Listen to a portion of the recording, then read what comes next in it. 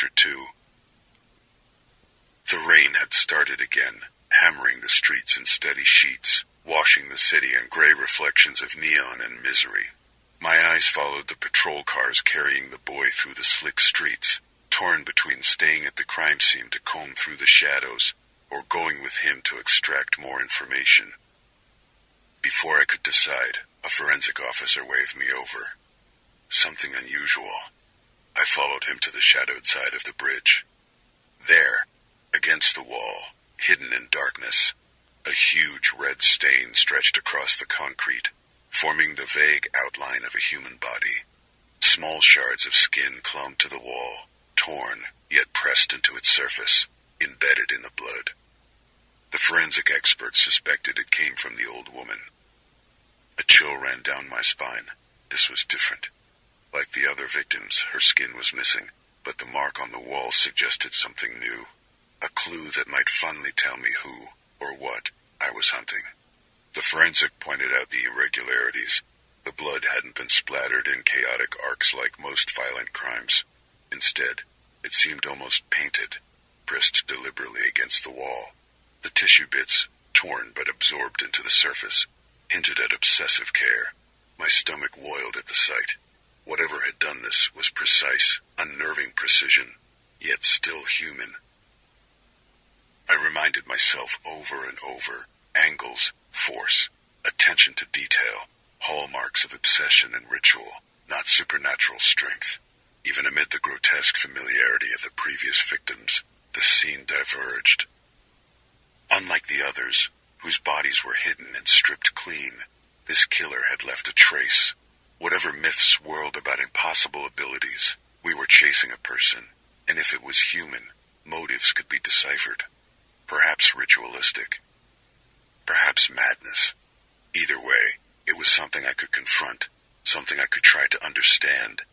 Still, a small, nagging part of me wondered if I was fooling myself, if there really was something I couldn't explain. I signaled my partner, Detective Darwin, to take over at the scene. I needed to talk to the boy immediately. While his memory was fresh, he might be the key to unraveling this ordeal. Rain battering, I climbed into the car. The engines hung barely audible over the pounding on the roof. Every shadow along the roadside seemed to twitch, to watch. My pulse matched the clipped sound of the wipers, and my hands gripped the wheel. The car radio blared a national report. Another life claimed. Another victim added to the city's mounting horrors. The announcer's voice was sharp, accusatory. The police had been late again, just like in the movies. My jaw clenched. During Makati's darkest hours, the very people meant to protect its citizens seemed helpless. All I could do was drive, drenched in rain and dismay, every heartbeat ringing with the pandemonium I had just witnessed. I finally arrived at the precinct.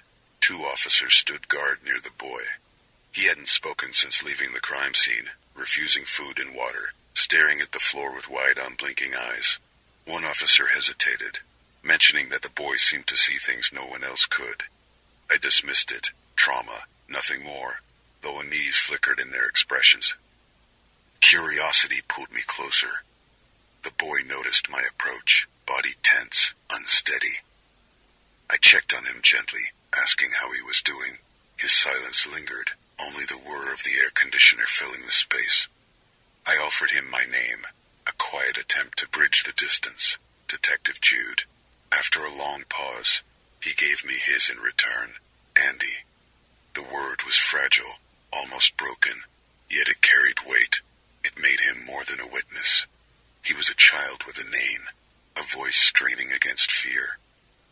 From there, his words began to unravel the horror. Slowly, haltingly, he described what he had witnessed immediately after the old woman had been bent over. The killer, something tall lurking in the shadows, had locked eyes with him. To Andy, it wasn't human. The thing that killed the old woman was something else entirely. His testimony painted an image that made the hair on my arms rise. Glowing red eyes emerging from darkness, a pale paper-white arm raised, index finger extended, then inverted in a gesture both inviting and menacing. Andy insisted the man had ripped the old woman's skin off with a single hand. I remembered that claim. He had said it earlier. Obviously, no human could do that, not in a fraction of a second, not with bare hands.